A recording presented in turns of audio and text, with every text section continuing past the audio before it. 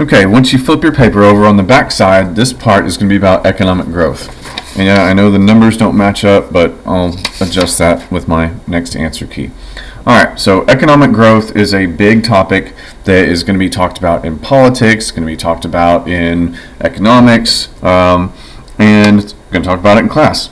So economic growth on a production possibilities curve is represented by a shift of the curve outward. The shift indicates that the economy can now produce more of both goods or services. So in our economy, economic growth means that you have a new job created that never existed before. So like that elementary school across the street that they're building, they're going to hire new teachers, they're going to move in, they're going to find somewhere to live, they're going to make money that was never paid to anyone else previously in the economy. So they're actually adding more GDP that we could have made before. So economic growth is not done by politicians, it's not done by anyone except those who create new jobs. So those new jobs will add up to our gross domestic product. That is a measure of our U.S. economic activity. So GDP measures the value of the final goods and services produced in the United States or in any economy. So if we could produce 20 trillion of GDP before, and we add new jobs, that would lead to us being able to make 21 trillion of GDP. That's economic growth. It's creating brand new jobs. There are 4 keys to increasing an economy's capacity to produce more GDP. Fertilizer makes growth. Okay, so the first 4 letters of fertilizer are what we're going to be looking at, and that would be full employment, resources, technology, and investment. So full employment means that all of our resources are being used efficiently. That means that's not just people and jobs when we talk about employment. I know that's a common term. When you think about employed, you think about people working. It also means if you have a truck sitting out in your field not working and not producing for you, that means your resources aren't fully employed. Okay? When it comes to resources, if we find new resources, more oil and gas, more trees to make into lumber, whatever resources we come up with, or if we find a way to make them more efficient, that would lead to economic growth. Making things more efficient is technology.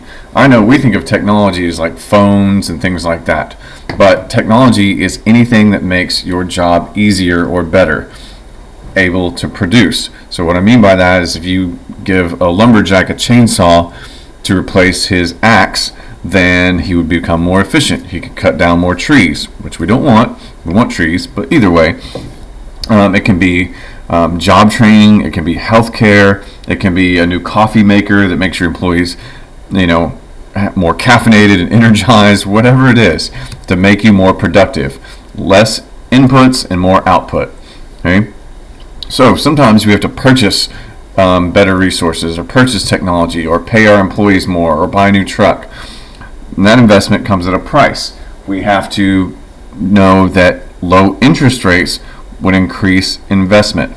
So if interest rates are high, it might not be a good return on investment for a company to buy a new truck instead of fixing their old broken one. But if interest rates are low, then that would encourage investment. So borrowing to buy big ticket items like trucks, like building a new factory, buying inventory on credit for Kroger, anything like that is investment. And all of those lead to economic growth.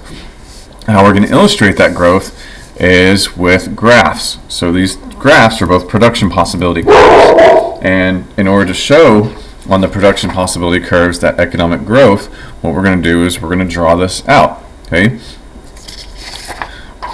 So if we had our previous production possibility curve with cars and trucks, and remember the most we could have made was 100. And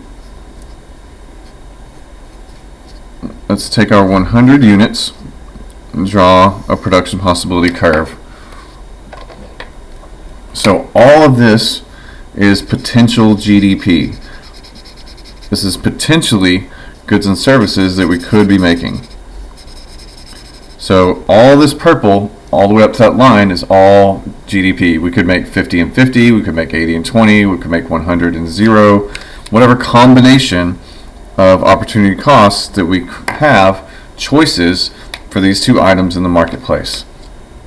So now let's say we add employees, we add resources, we improve our technology, we become more efficient, or we make an investment for a new factory like Smart Charge, what we saw in Shark Tank. And now we can make 120. So we're going to actually shift this curve outward to make more GDP, more possible GDP. So previously it was unattainable for us to make 120. Now we can make more GDP, purple and gold. Go Denton Broncos. So what if we have something terrible like California with all their fires, and they were also making 100 units, but right now they're hurting a bit. The opposite can happen. An economy can actually get worse. So terrible things like Ukraine and Israel and Gaza, they can't produce as much GDP as they could before. Natural disasters, wars, disease, whatever strikes your economy or your people or your resources can actually pull your GDP back in.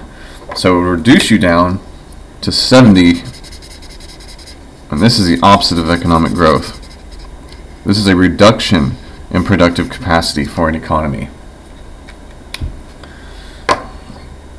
Now, your economy can make combinations of goods and services. So let's say this economy is making cars and trucks, but their trucks are capital goods. So we have a combination of trucks and cars on the x-axis and the y-axis that are going to be capital goods and consumer goods. So let's say that we're making trucks and cars, and the trucks happen to be capital goods. So we have our combination of cars and trucks, and in the economy it's leaning more towards cars because we're making more cars. So at point A we have a combination of cars and trucks being produced. Well, let's say all of a sudden this economy becomes more like Texas and has more trucks, and we want to produce now more trucks. So at point B we go over and down. We can see that we move from point A to point B, and we increased the amount of trucks that we are consuming. But that comes at a cost of cars that people drive in their daily lives. However, if we switch to more capital goods in the future, that's going to lead to economic growth. Kind of like right now, we're building lots of new buildings all on Loop 288. That's an investment in the future. It's a place where more people can live. It's a place where more people are going to pay rent, and that goes into GDP. Then we'll build gas stations, and we'll build grocery stores and everything out on the north side of town. So when something like that happens, this is going to lead to growth. And another way in macroeconomics that we draw growth is done with the long run aggregate supply curve. Aggregate supply means all together. So long run means it's there in the future. It's there for a long time. So if we were producing at 100 of our long run, that means in the future. Aggregate, that means all together. And supply means producing, like supplying.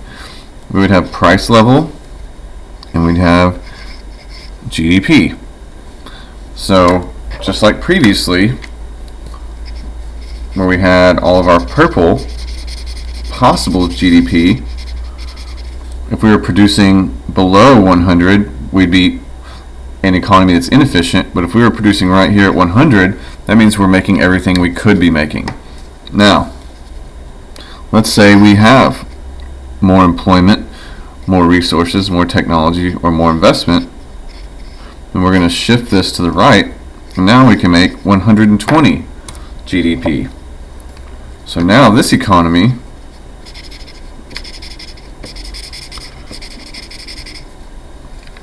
has increased its productive capacity.